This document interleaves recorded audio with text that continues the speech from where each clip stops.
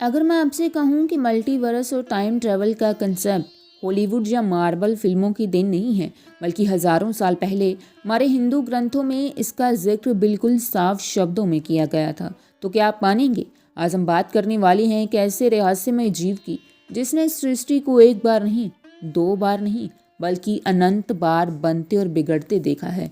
जिसने रामायण को 11 बार और महाभारत को 16 बार अलग अलग अंत और घटनाओं के साथ घटित होते देखा है। ये कोई कल्पना नहीं, बल्कि कहानी है हिंदू ग्रंथ के सबसे बड़े टाइम ट्रैवलर की, काकभुशुंडी की। आखिर कौन थे ये और इसके पास सृष्टि का सबसे बड़ा रहस्य कैसे आया? नमस्कार दोस्तों, स्वागत है आपका संस्कृति पर।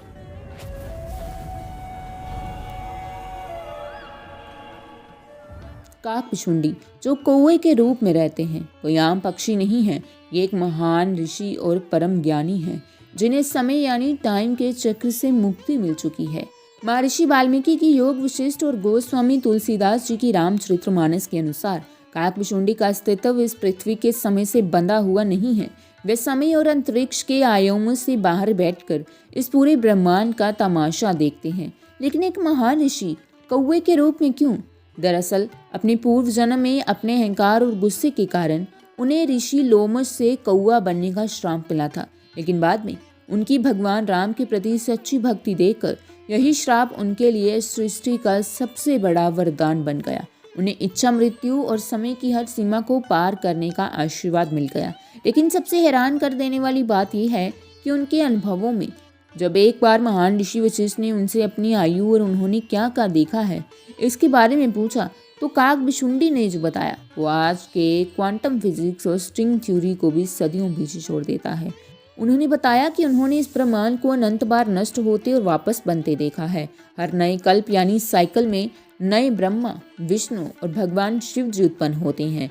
काकभुशुंडी ने बताया कि उन्होंने रामायण का युद्ध 11 बार देखा है और उन्होंने महाभारत का भयंकर युद्ध 16 बार देखा है, और हर बार उस युद्ध का अंत और पात्र थोड़े अलग थे और हर बार उसके परिणाम और कड़ियां अलग अलग थी।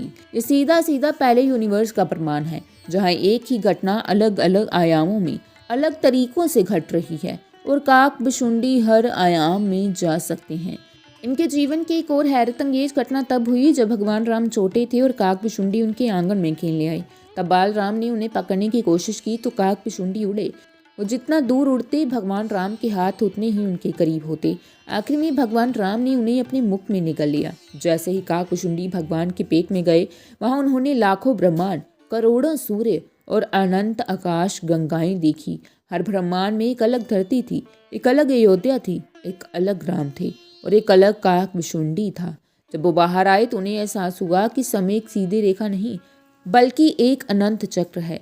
आज के वैज्ञानिक जिस टाइम डायलेशन और मल्टीवर्स थ्योरी को समझाने के लिए अरबों डॉलर खर्च कर रहे हैं, वो हमारे ऋषियों मुनियों ने ध्यान की अवस्था में हजारों साल पहले ही देख और समझ लिया था। काकभुशुंडी की यह कहानी हमें बताती है कि हमारा अस्तित्व इस ब्रह्मांड में कितना सूक्ष्म है। अगर आपको हिंदू मैथोलॉजी का ये रहस्यमय कंसेप्ट पसंद आया हो तो वीडियो को लाइक ज़रूर करें, चैनल को सब्सक्राइब करें, कमेंट में जय श्री राम लिखना ना भूलें। मिलते हैं अगली वीडियो में एक और अनोखी कहानी के साथ।